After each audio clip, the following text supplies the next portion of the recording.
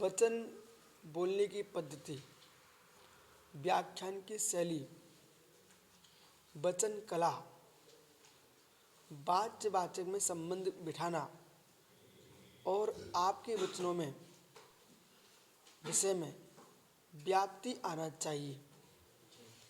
यदि व्याप्ति नहीं आती है तो वचन तुम्हारे असम्यक हैं।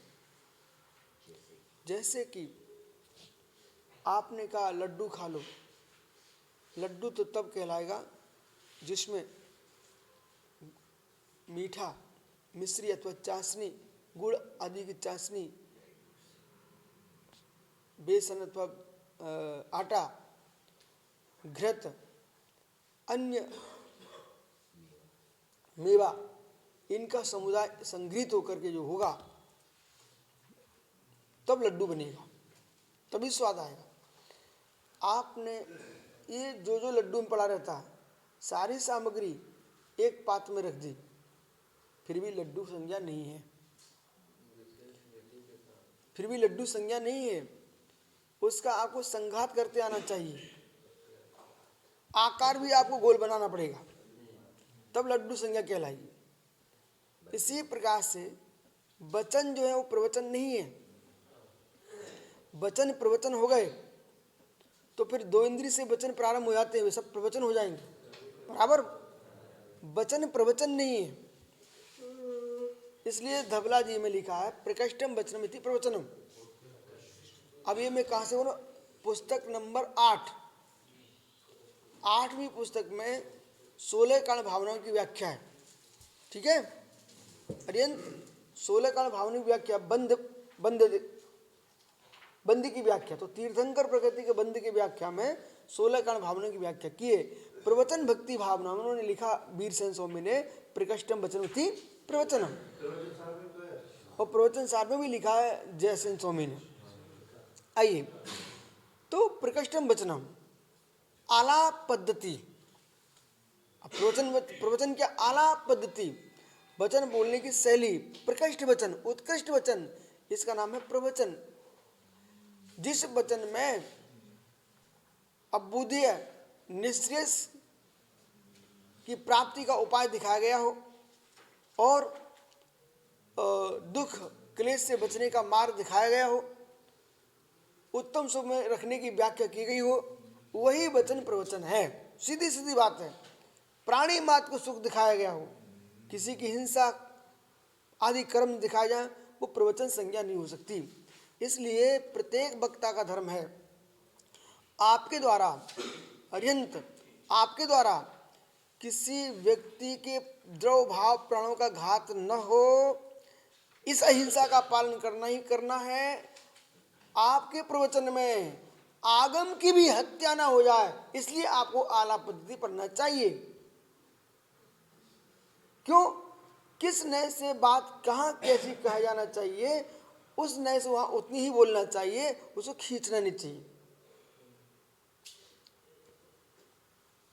जहां मिस्र में अमिस्र को देखने की दृष्टि की व्याख्या चल रही है, वहां उस पर ध्यान दो।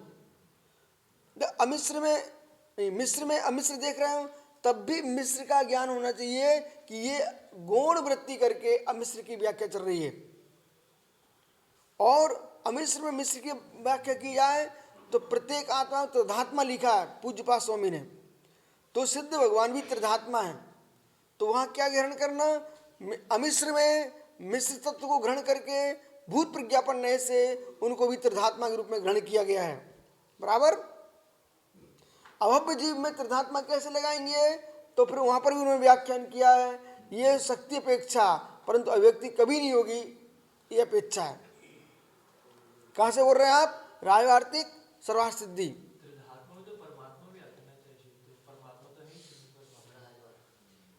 मित्र समझ, आप समझा करो, अंतरात्मा बहिरात्मा परमात्मा, तो परमात्मा त्रिधात्मा है कि नहीं, कैसे है, बहिरात्मा अंतरात्मा, समझ गए। मित्र आलाप पद्धति, जो भी बोल रहे प्रमाण, जो भी बोलो प्रमाण, जैसे आप डॉक्टरेट करते थीसिस लिख रहे हो आप, ठीक है ना, आपकी भाषा में, तो वो उसमें प्रमाण, हर विषय में प्रमाण। तो ऐसे ही जो शास्त्रीय प्रवचनकार होते हैं वे हर बात पर प्रमाण रखते हैं, लेकिन प्रमाण संप्लव नहीं होना चाहिए। अत्यंत प्रमाण प्रमाण प्रमाण प्रमाण, इसका नाम प्रमाण संप्लव। आप प्रमाण तो दे रहे हो, मेरी बात सुनिए, प्रमाण तो दे रहे हो, पर आप प्रमाण ही प्रमाण देने में लगे हो। आप कुछ विस्तार तो बताइए भाई। ठीक है, ठीक है, लड्डू किसे कहते हैं? मेवा मिष्ठान मिला करके, पर उसमें आटा है कि नहीं?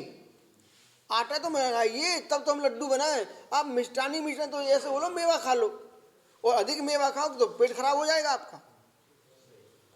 जो व्यक्ति जैसे हरीरा बनता है, उस हरीरा में मेवा की प्रचुरता, ठीक है ना, तो जो व्यक्ति क्षमता है नहीं है और हरीरा खाएगा ना, गला खराब होगा पहला, तो घी पड़ा रहता है प्रचुर, फिर पेट खराब होगा क्योंकि अत्यंत गरी वगैरह वगैरह सब पड़े रहते।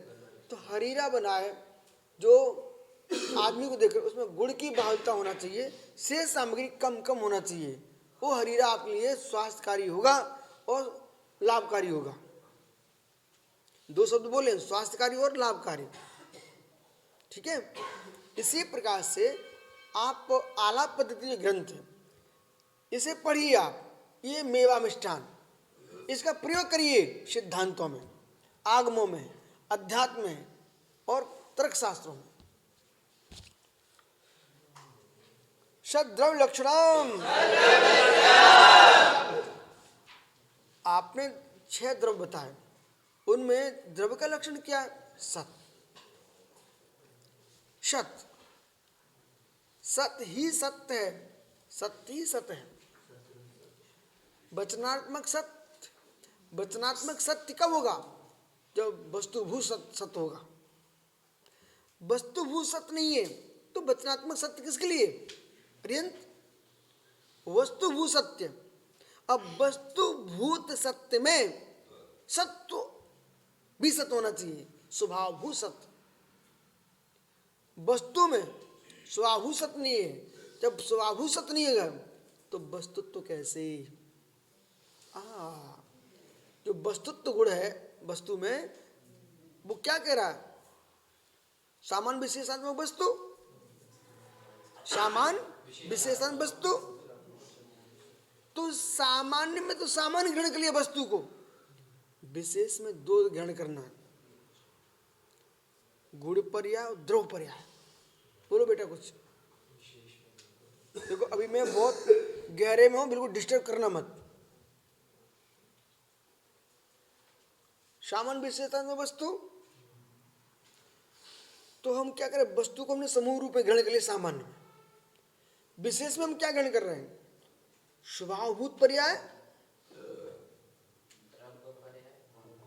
स्वभावभूत पर्याय, द्रव पर्याय, स्वभावभूत पर्याय, गुण पर्याय, और वस्तुभूत पर्याय द्रव पर्याय। स्वभावभूत पर्याय गुण पर्याय बराबर। स्वभावभूत पर्याय में किसमें जाओगे? गुण, गुण तुम्हारे स्वभाव है, आगे सब समझाने वाले हैं। स्वभावभूत और वस्तु क्या है? द्रव्य, द्रव रूप। तो द्रव्य में जो स्वभाव है, गुण है, वही स्वभाव है। ये समझने के लिए आपको पृथक करना पड़ेगा। संज्ञा लक्षण प्रयोजन से भिन्न तो दिख रहा है, अतत अतत अतत, पर अधिकरण में सभी तत् तत् तत्। अरे गुण ही तो स्वभाव है। एक गुण के शुद्ध होने से, जैसे दर्शनावरण गया तो सम्यक दर्शन आया, तो सम्यक दर्शन की शुद्धि होने से पूरा द्रव्य। ओ ठहर भाई, ठहर ठहर ठहर ठहर, भूल, बहुत बड़ी भूल। कोई हिलना नहीं, आप तो सुनो, नहीं समझ मेरा बात सुनो। दर्शनावली क्रम के, दर्शनावली क्रम के 6 से सम्यक दर्शन प्रकट नहीं होता।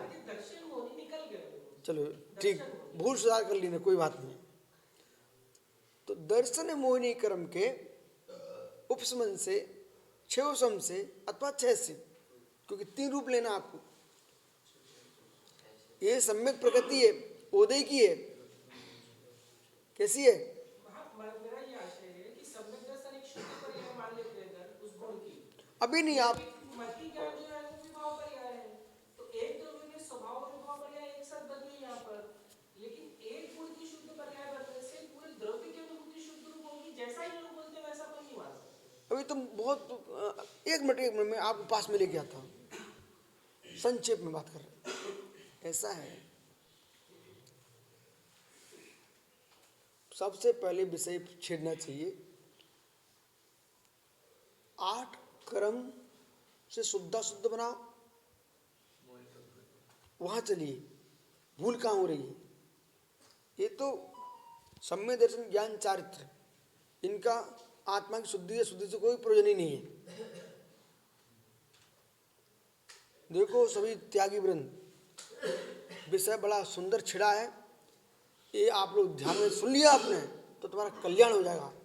सम्यक दर्शन ज्ञान चारित्र का शुद्ध से कोई प्रयोजन नहीं है। सम्यक दर्शन ज्ञान चारित्र,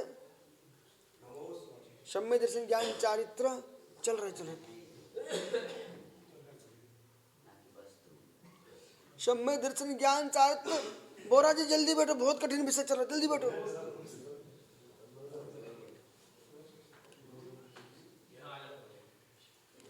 बिल्कुल नहीं आवाज सुनो। उपाय को उपेय क्यों मानते हो? उपाय को उपेय क्यों मानते हो?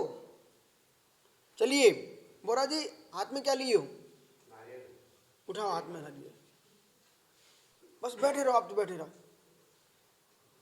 ऊपर करो। चलो सुनो, अरियंत ये अस्त्र है, अस्त्र।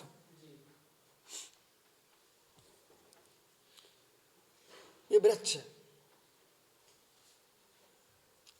इसके अंदर गोंद है, गोंद बमूल का वृक्ष है, और इनके अस्त्र से उनको निकालना है, ठीक है। तो वृक्ष वस्तु, गोंद वस्तु उसके अंदर की, निकालने वाला अलग है, वो अस्त्र उनके पास वो अलग है। जिसे हम चाहते हैं वो नहीं है, जिसे हम चाहते हैं वो नहीं है। हाथ में लिए अस्त्र बोरा, जैसे मैं गोंद चाहता हूं उसके अंदर से, वो निकालने उनको ऐसे छील करके बमूल के वृक्ष से। तो वृक्ष मूल आधार, उपाधि हमारे लिए ग्राह्य योग क्या अभी? गोंद, पर उससे उनको निकालना है, तो वो हमारे लिए एक उपाय है, उपकरण है, न कि हमारे उपादेयभूत वस्तु है।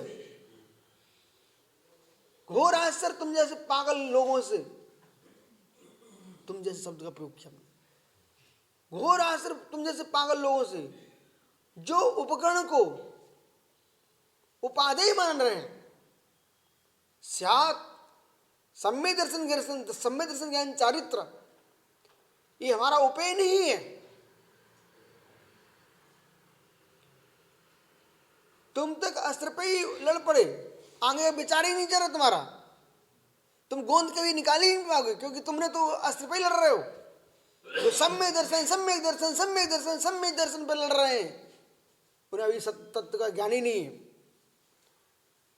सम्यक ज्ञान विवेक ही नहीं है। सम्यक चारित्र अनुभूति नहीं है। आपको बोध होना चाहिए, इसे ये मुझे नहीं चाहिए, ये मुझे नहीं चाहिए, सम्यक दर्शन ज्ञान चारित्र नहीं चाहिए। अरे सम्यक दर्शन ज्ञान चारित्र के माध्यम से हमें मोक्ष चाहिए, बराबर बराबर। लेकिन मालूम मैं देश में देख रहा हूं, बड़े बड़े दिगंबराचार, बड़े बड़े विद्वान, बड़े बड़े पंडित रत्नात्रय के नाम पर लड़ रहे हैं। उन्हें पता ही नहीं रत्नात्रय हम नाश कर रहे हैं। रत्नात्रय के नाम पर भी लड़ोगे, तुम्हारे रत्नात्रय में ही दोष आ रहा है। बोलो कुछ। मैं भी बात करूंगा आपसे, एक एक बात करूंगा, एक एक बात। आप भी कमजोर नहीं है, तुम बहुत लड़ाकू जीव हो इस विषय में सुनो अरिहंत, ऐसे बोलना है, तुम भी कमजोर नहीं हो। जब कोई विशेष युद्ध होता तो लड़ाके ही भेजे जाते हैं, तो तुम जैन दर्शन के लड़ाके बढ़ रहे हो इस समय समझ भाई। मेरे कारण सागर अब सुनिए, निकलेगा बाद में। बालक बालक अमृत हम निकलवाते हैं, वो अमृत मेरे पास बल निकालो। मित्र समझो, जैसे अभी मैंने क्या करके दिखा दिया, आपको रत्नात्रय को अतत कर दिया, हमने कर दिया ना, और तुम लोग लड़ रहे इस पर। 24 घंटे तुम चिल्लाते सम्मेदर सिंह रक्षा करना, सम्मेदर। मुझे घोर आश्चर्य है, कसाय से सम्मेदर सिंह रक्षा हो रही है तुम्हारी। सम्मेदर सिंह रक्षा करना है, इनको हटाओ, उनको बिठाओ कि सम्यक दर्शन आ रहा तुम्हारे पास। सम्यक दर्शन जो है ना, वो आत्मा ही प्रकट होने वाला वो गुण है, जिस गुण के प्रकट होने से सिद्धत्व गुण की प्रकट होता है। लेकिन मात्र सम्यक दर्शन आत्मा की शुद्धि नहीं है, सम्यक ज्ञान आत्मा की शुद्धि नहीं है, सम्यक चारित्र आत्मा की शुद्धि नहीं है। इनकी विशिष्ट पर्यायों के पास जाइए। दुग्ध है, दधी है, मट्ठा है, मक्खन है, ये सब उसी की पर्याय बनती चली जा रही हैं, पर घृत मूल वस्तु अलग है, अलग शुद्ध रस है, शुद्ध रस है। इसी प्रकार से प्रथम सम्यक प्रकट हुआ, उस सम्यक में भी अशुद्धियां हैं। उपसम उससे विशुद्ध है, छायक उससे विशुद्ध है। फिर ज्ञान कोई पर्याय देखिए, केवल ज्ञान शुद्ध पर्याय, चारित्र देखिए, यथाख्या चारित्र, चारित्र की शुद्ध पर्याय। इन तीनों शुद्ध पर्यायों का मिलन हो जाएगा, अवगाढ़ परम अवगाढ़ सम्यक हो जाएगा, यथाख्या चारित्र हो जाएगा और केवल ज्ञान हो जाएगा। ये तीन शुद्ध पर्याय में प्रकट होंगे, तो आत्मा की शुद्ध पर्याय प्रकट होगी। जाओ बेटा, ऐसा रोज बैठना तुम आलाप पद्धति में, इन सबको वो विषय मिलेगा कि ये सोच नहीं पाएंगे, आप भी नहीं सोचेंगे। आज जो हमने बोला है ये आपने कभी सोचा नहीं था, भले आप जानते हो लेकिन बोला नहीं है। सत्य है कि नहीं? जैसा ही मैं बोल रहा हूं, क्या सारस्वत जी ऐसा आपने कभी बोला? जैसा अभी बोल रहा हूं, जो मैं अभी ऐसा बोल रहा हूं, ये सम्यक है कि असम्यक? सम्यक। इसलिए अब आप कह सकते हो डंके की चोट पर, अशुद्धता के सूक्ष्म भाव के पुरुषार्थ से ही छायक की शुद्धता प्रकट होगी। जो पुरुषार्थ करेगा अशुद्ध करेगा, लेकिन बीच में कुछ निहित है, उसे मैं जानता हूं। आप कल पुनः मुझे छेड़ना। उत्पाद रुक्तम सत, उत्पाद वैध नाम सत है, और सती द्रव्य का लक्षण है। शेष इस प्रकार से इति द्रव्य अधिकार, द्रव्य अधिकार तुम्हारा पूरा हो गया। अब आगे से जो है विशेष व्याख्या करेंगे, ठीक है। नमो